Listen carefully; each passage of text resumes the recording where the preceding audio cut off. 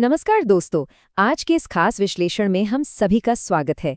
आज हम medical journals और टॉप रिसर्च पेपर्स के खजाने से कुछ ऐसी मज़ेदार और ज़रूरी जानकारी निकाल कर लाए हैं जो 50 की उम्र के बाद एक आज़ाद और ऊर्जावान जीवन जीने के लिए बिल्कुल गेम चेंजर साबित हो सकती है। देखिए, उम्र बढ़ना एक पूरी तरह से प्राकृतिक प्रक्रिया है, लेकिन उसका मतलब कमजोरी या दूसरों पर निर्भरता बिल्कुल नहीं होता।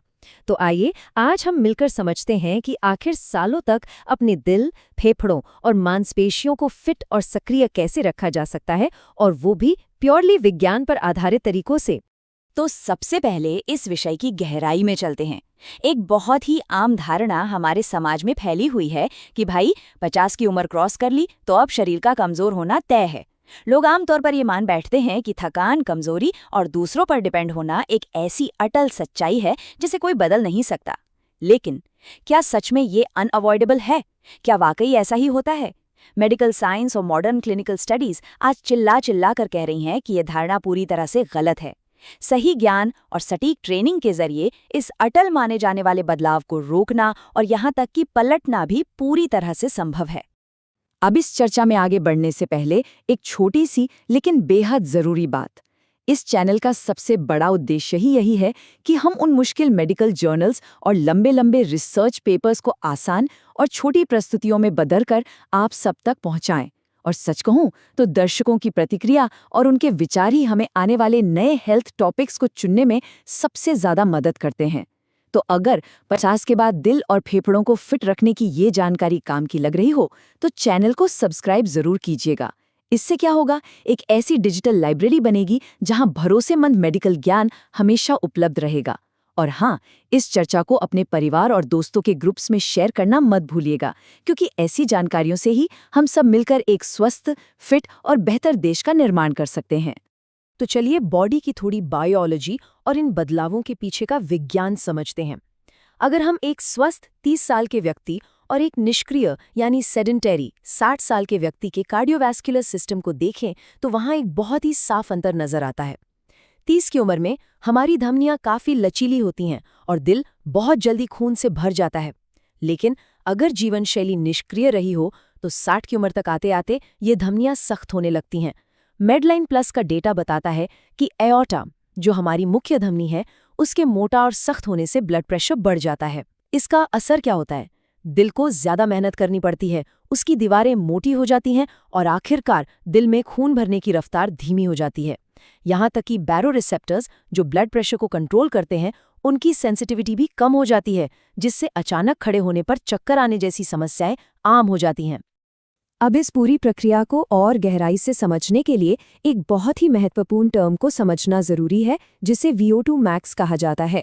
शायद पहले भी सुना हो इसके बारे में, लेकिन ये आखिर है क्या?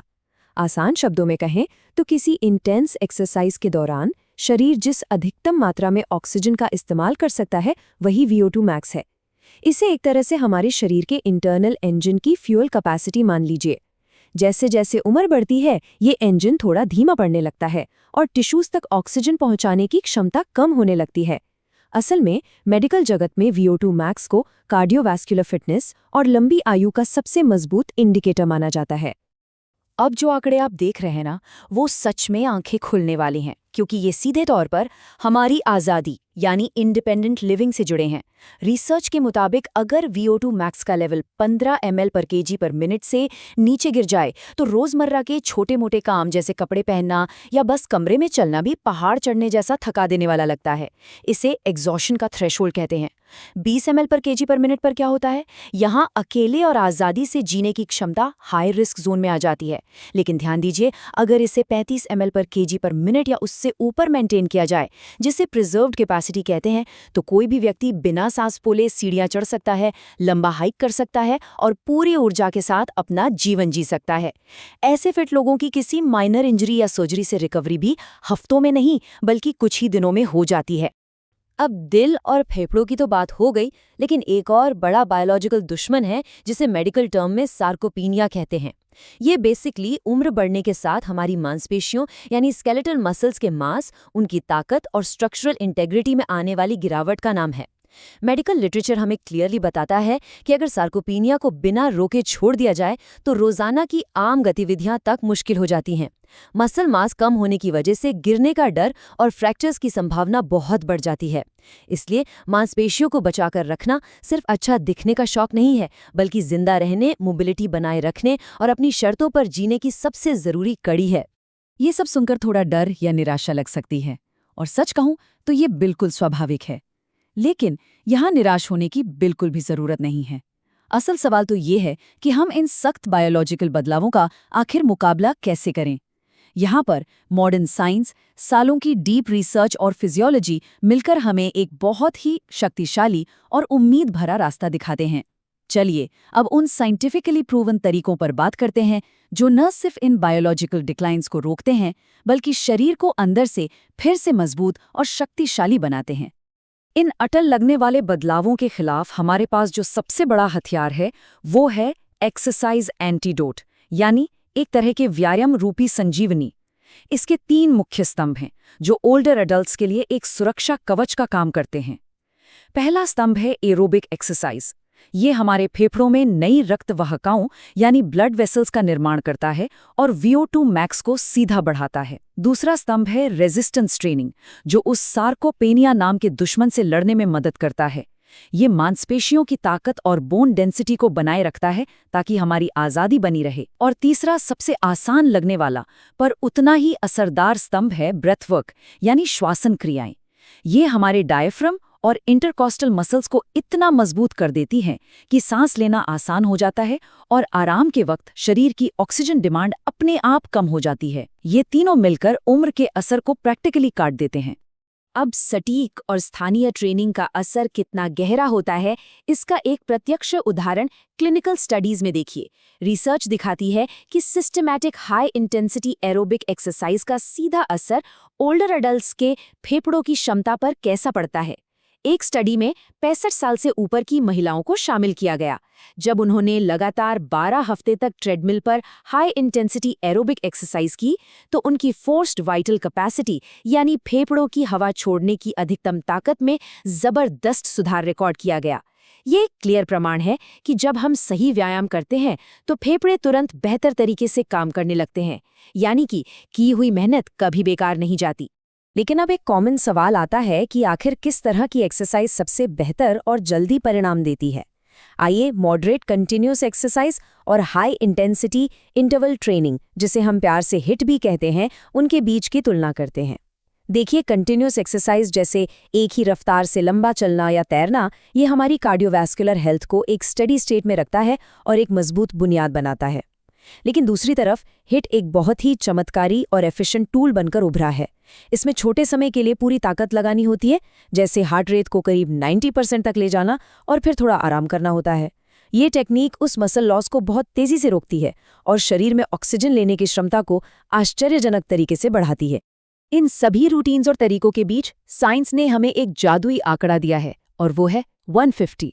अमेरिकन हार्ट एसोसिएशन और वर्ल्ड हेल्थ ऑर्गेनाइजेशन जैसे टॉप संस्थान बिल्कुल स्पष्ट रूप से कहते हैं कि दिल और फेफड़ों की सुरक्षा के लिए हर हफ्ते कम से कम 150 मिनट की मॉडरेट एरोबिक एक्टिविटी एकदम एसेंशियल है। अगर इसे बांट लें तो ये दिन में करीब 20 से 30 मिनट का समय बनता है। बस ये वही गोल्डन नंबर है जो एक मजबूत बुनियाद तैयार करता है। अगर इस आंकड़े को रोजमर्रा की आदत बना लिया जाए तो दिल की बीमारियों और बेवजह की थकान से बचने की संभावना कई गुना बढ़ जाती है। अब एक बात जरूर ध्यान रखनी है कि बिना किसी चोट या इंजरी के अपनी क्षमता को सेफ और प्रैक्टिकल तरीके से बढ़ाना बहुत जरूरी है। ऐसा नहीं कि पहले दिन जाकर ओवरडू कर लिया। इसका पहला कदम बेहद आसान है, सिर्फ 5 से 15 मिनट के मूवमेंट से शुरुआत करना। दूसरा कदम है धीरे धीरे अपनी दिनचर्या में रेजिस्टेंस बैंड्स या आसान बॉडी वेट एक्सरसाइजेस को जोड़ना, ताकि हमारी मांसपेशियों को इसकी आदत पड़ सके। और फिर तीसरा कदम आता है इसमें मॉडरेट इंटरवल्स को शामिल करके अपने सेशन को धीरे धीरे 30 मिनट तक ले जाना। इस क्रमबद्ध तरीके से शरीर को नए रूटीन की आदत भी पड़ जाती है, ऑक्सीजन लेने की क्षमता बढ़ती है और इंजरी का खतरा लगभग 0 रहता है। वैसे जैसे जैसे उम्र 50, 60 और उसके आगे बढ़ती है, हमारा मेटाबॉलिज्म थोड़ा धीमा पड़ने लगता है और कार्डियोवैस्कुलर रिस्क्स का ग्राफ नेचुरली थोड़ा ऊपर जाता है। इसलिए समझदारी इसी में है कि ट्रेनिंग को थोड़ा एडजस्ट किया जाए। सबसे पहले अपने जोड़ों यानी जॉइंट्स की सेहत की आवाज़ सुनना ज़रूरी है। अगर दर्द महसूस हो तो पानी में की जाने वाली एरोबिक्स या योगा अपनाया जा सकता है। अपने मेटाबॉलिज्म को बनाए रखने के लिए स्ट्रेंथ ट्रेनिंग को हमेशा प्राथमिकता देनी चाहिए। साथ ही साल में एक बार कुछ ज़रूरी मेडिकल स्क्रीनिंग्स जैसे EKG, ब्लड प्रेशर मॉनिटरिंग और कोरोनरी आर्टरी कैल्शियम यानी CAC टेस्ट ज़रूर करवाए जाने चाहिए।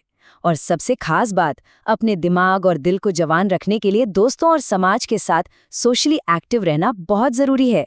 रिसर्च बताती है कि अकेलेपन से दिल के दौरे का खतरा लगभग 29% तक बढ़ जाता है, तो लोगों से मिलिए, बातें कीजिए।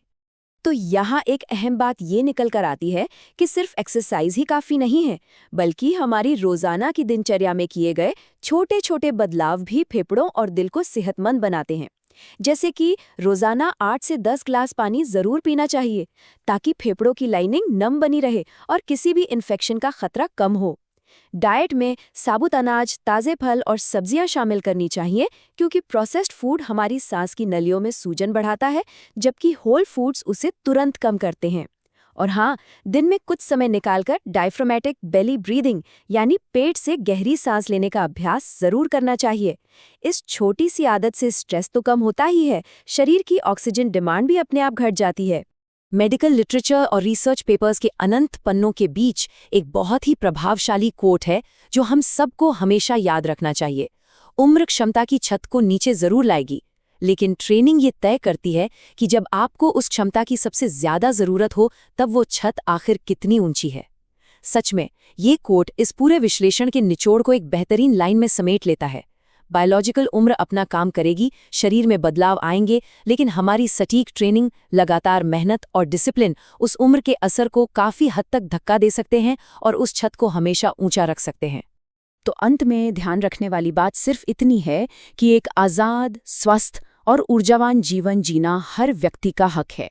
मेडिकल साइंस की इन बारीकियों ने आज ये पूरी तरह साबित कर दिया है कि 50 के बाद भी शरीर की ताकत और फिटनेस का कंट्रोल हमारे खुद के हाथ में है। अगर ये चर्चा लाभदायक लगी हो तो चैनल को सब्सक्राइब जरूर करें और कमेंट्स में अपने विचार साझा करें, क्योंकि दर्शकों के रिस्पॉन्सेस से ही हमारी टीम नए और ज़रूरी हेल्थ टॉपिक्स पर आगे काम कर पाती है। साथ ही इस विश्लेषण को अपने परिवार वालों, व्हाट्सएप ग्रुप्स और आम कम्युनिटीज़ में ज़रूर शेयर करें। इन्हीं छोटे और ईमानदार कदमों से हम सब मिलकर एक स्वस्थ, फिट और सच में एक आज़ाद देश का निर्माण कर सकते हैं। तो आखिर में खुद से बस ये पूछिए, अपने आने वाले वर्षों के लिए कौन सा रास्ता बेहतर है? एक थका हुआ, निष्क्रिय अनुभव या फिर 50 के बाद एक ऊर्जावान और आज़ाद जीवन की नई शुरुआत? फैसला पूरी तरह आपका है।